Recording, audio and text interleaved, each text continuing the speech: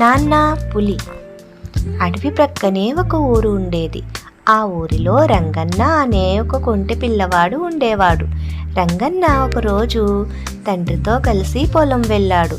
నువ్వు ఈ మేకలకు కాపలా కాస్తూ చెట్టు కింద కూర్చో, పులి వస్తే గట్టిగా పిలు, వెంటనే మేము వచ్చేస్తాం అని రంగన్న తండ్రి పొలం పని చేసుకోసాగాడు.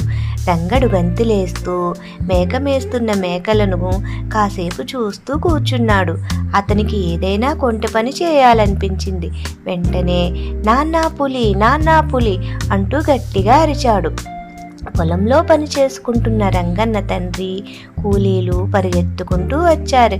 హే హే, పులి లేదు గిలి లేదు, ఊరికే తమాషా చేశాను అన్నాడు రంగన్న. వాళ్ళు రంగన్నని మందలించి తిరిగి వాళ్ళ పనిలోకి వెళ్ళిపోయారు. కాసేపు అయ్యాక మళ్ళీ రంగన్న మొదటిసారిలాగానే నాన్నా పులి, నాన్నా పులి అని గట్టిగా అరిచాడు. గ్రామం చుట్టూ అడవి ఉండటం, అప్పుడప్పుడు పులులు వచ్చి పశువులను చంపటం మామూలే. నిజంగానే పులి వచ్చిందేమో అని రంగన్న తండ్రి కూలీలు మరలా పరుగు పరుగున వచ్చారు. కానీ పులి కనిపించలేదు. రంగన్న చేస్తున్న కొంటె పనికి వారికి చాలా కోపం వచ్చి కోప్పడి వెళ్ళిపోయారు. కాసేపు అయ్యాక నిజంగానే పులి వచ్చింది. రంగన్న గట్టిగా నాన్నా పులి అని అరిచాడు. రంగన్న నాన్న కూలీలు మరలా తమాషాకే అరుస్తున్నాడని అనుకుని ఎవ్వరూ రాలేదు. రంగన్న భయంతో వణికిపోయి చెట్టు చాటును దాక్కున్నాడు.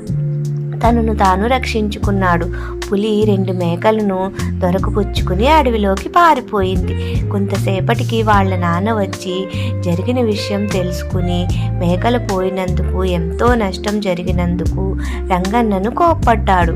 భయంతో వణికిపోతున్న రంగన్నను ఇంకెప్పుడూ అబద్ధాలు చెప్పవద్దని, ఎంతో అపాయం తప్పిందని మందలించాడు.